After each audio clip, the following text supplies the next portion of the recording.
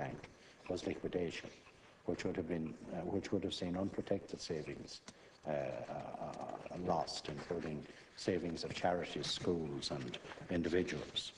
It was in the context of a possible liquidation that the Department of Finance, with the support of the Central Bank, requested Permanent TSB to undertake this transaction. The participation of Permanent TSB has brought stability and certainty to the situation, and especially to the members of the staff of the Newbridge Credit Union, and has provided an alternative to liquidation. This transfer means that the Newbridge Credit Union members can be assured that they can continue to operate their loan and deposit accounts as normal. Daly. Thanks, Concora. Well, Minister, a resident in Newbridge took a case to the Irish Financial Services Appeals Tribunal in relation to the making of the special management order under Section 58 of the credit institutions. Now, the appointment of that special manager has been one which has caused considerable disquiet, and still does, to the members of Newbridge Credit Union. Millions of euros have been expended on that manager and the assessors who came in and looked at the books. Now, is it not the case that, given that this resident went to the tribunal well in advance of the High Court decision, they said they'd convene the tribunal expeditiously and look into it, but they still haven't issued their findings. So, if you like, the horse has well and truly bolted. Does this not really make a mockery of the setup, that really there isn't an appeals tribunal, there's no body that demands accountability for the behaviour of our financial institutions, and should you really not be changing it? Because you see, you made points about securing the safety of the savers of Newbridge Credit Union, but if you were prepared to invest 53 million in the banks to take over the credit union, why couldn't you have invested that 53 million in the credit union to keep the credit union? This has huge implications for other credit unions in the coming months and years. Minister. Well, first of all, the case to which the Deputy refers is 010/213 White versus the Central Bank of Ireland. And as the Deputy says, IFSET was responsible for processing this appeal.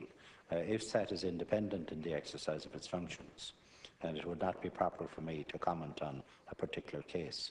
I understand, however, that the written judgment will be available soon. So the appeal hasn't been dropped, and it's being processed, and the written judgment will be issued soon. The case, as the Deputy knows and has informed the House, is a case about the appointment of a special manager to Newbridge Credit Union. On the other issue, which refers to government policy, it's government policy to maintain credit union presence in Newbridge. And if we could have resolved the issue through the credit union movement, we would have done so.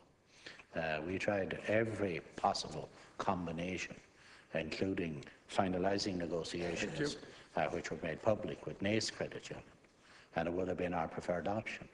But it was only when it could not be resolved within the credit union movement to avoid liquidation, which was imminent, that we got PTSB to move in to protect the savings of the deposit holders. Again, the problem is the horse has already bolted, and any examination now into the appointment of the special manager, which you're saying is going to come out soon, has been, I suppose, the fact that the credit union has been handed over now makes that somewhat irrelevant, but people still want answers from that. They wanted the lifting of the gagging of the directors of the credit union so that they could examine some of those decisions, because it was the previous decisions in a few isolated cases which led to some of the problems in the first place. And the idea that the solution to that is to hand the credit union over lock, stock and barrel to the bank doesn't make sense, when an examination of the role of the directors and of the decisions that were made in the past could have got better clarity and could have secured the savings in the credit union with that investment going in under the credit union banner rather than being handed over to the bank. You know, I'll await the report with interest, but the primary objective was to protect the savings of people in the Newbridge Credit Union, and it was a close-run thing. It went within maybe a week of the thing having to be forced into liquidation, and there was no other option left. And you know, we're grateful. I'm grateful to the PTSB. They have no particular commercial interest in it. They came in because we asked them to save the credit union and save the savings. It's not ideal, but that's the way it happened. And it was a pity that the credit union movement weren't able to come up with a solution, but they weren't. Question.